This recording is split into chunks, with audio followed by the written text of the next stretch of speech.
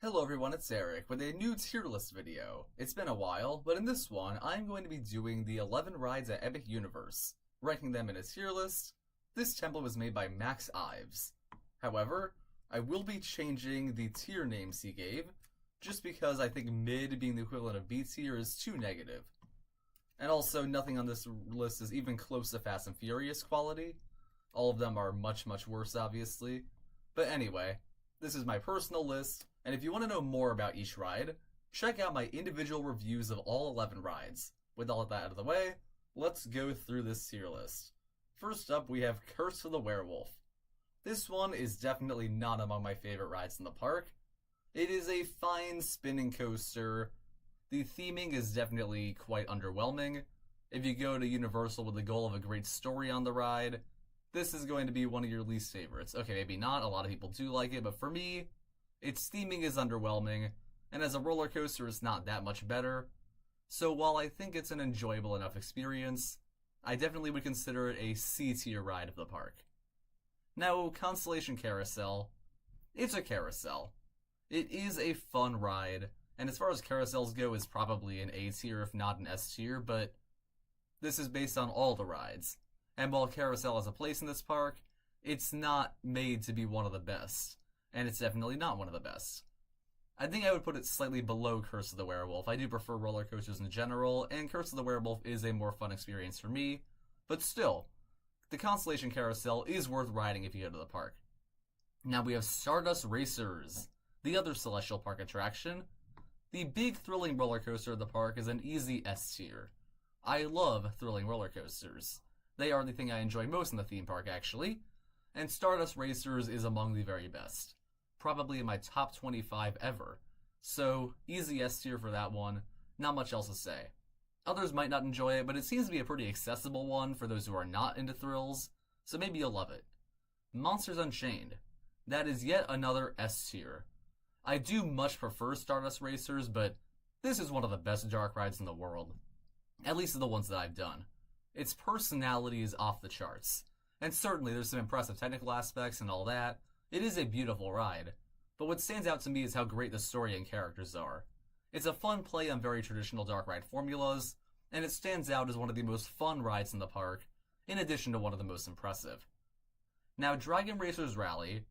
This one is a flat ride model that's meant to be pretty thrilling. But unfortunately, it was designed in a way where you can't go upside down as much as a lot of the other ones. This Skyfly model lets you control when you spin upside down and all, but it's much harder to flip on this one compared to most others. Therefore, while it is a okay experience, it's the only one that doesn't really deliver on what it's supposed to do, besides Curse of the Werewolf, and it is my least favorite ride at Epic Universe. It's still okay, but it is definitely going in the C tier. It's not bad enough to be D, nothing is actually, so that's where we're gonna put this in. Now, Fire Drill. I find Fire Drill a little underrated, actually. Big fan of this one. It's fun. If you enjoy getting wet on the rides at a park, this one is certainly for you. If not, you might hate it. But it has a fun competitive spirit, amazing sets, and it's overall just very well constructed. It's obviously a smaller scale ride, it's not meant to be something like an A tier, but I enjoy it almost as much as the ones that I would put in A tier. So overall, this one will get a solid B. Now, Hiccup's Wing Gliders, one of the best family coasters out there. It's like a mini Hagrid's in a way. It has a story, arguably a better constructed story than Hagrid's, and the roller coaster sections are super fun thanks to the great music and the aesthetics. This one is definitely going in the A tier, and we'll see how it stacks up against other A tier rides as we start to talk about those. The first of which is Minecart Madness. Definitely going in the A tier, but will it go above Hiccup's Wing Gliders? This one definitely has its detractors. Some dislike it for the long wait, which is fair. Some think the queue is the worst ever. Some think it's very janky. A lot of these are valid complaints, but for me it's just a pure fun experience, with an even more lively feeling than Hiccup, and even more interesting visuals. I had so much fun on this one. I'll be putting it at the top of A tier for now. Another great ride we have is Mario Kart Bowser's Challenge. This has its haters, and it's not a perfect ride. There are some pretty big issues with the gameplay. It's not very intuitive despite how many aspects they try to explain to you. There's a whole instructional video at the start of the ride and before the ride, but it still just doesn't gel that well with the sets. Still, the physical sets are great, and the AR does enhance certain sequences. The finale of this ride is one of the best of any dark ride I've been on.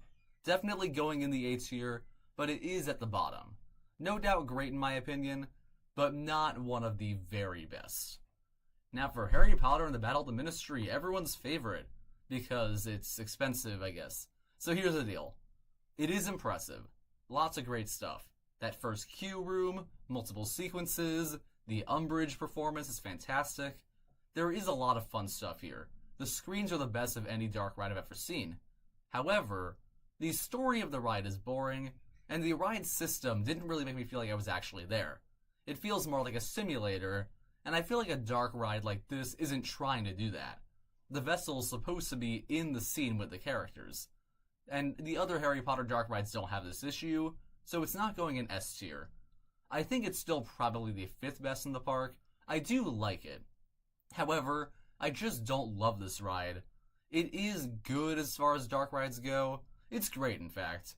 But it falls short of excellence because of them overlooking the basic things like a good story. And ultimately, while this is definitely the most beloved of the rides in the park, it's just not for everybody. Some hate it solely for its screens. I do like the screen usage overall, as I said. But it just isn't as fun as Monsters Unchained. And now Yoshi's Adventure. This one is solid. It's scenic. Everyone says it's short, even though it is one of the longest rides in the park. It is a very easy B tier. It is above the C tier ones for accomplishing what it's supposed to do more effectively, but not quite as fun as Fire Drill for me, so it goes there. And this is my Epic Universe list. In the S tier, we have Stardust Racers and Monsters Unchained. The A tier is chock full of rides. Minecart Madness, Hiccup's Wing Gliders, Harry Potter, and Mario Kart all made it. Then we got 2 B tiers, Fire Drill and Yoshi's Adventure. And in the C tier, the rides that don't fully deliver on what they need to, or the rides that just weren't made to be all that great. Curse of the Werewolf, Constellation Carousel, and Dragon Racers Rally. Still, none of these are bad.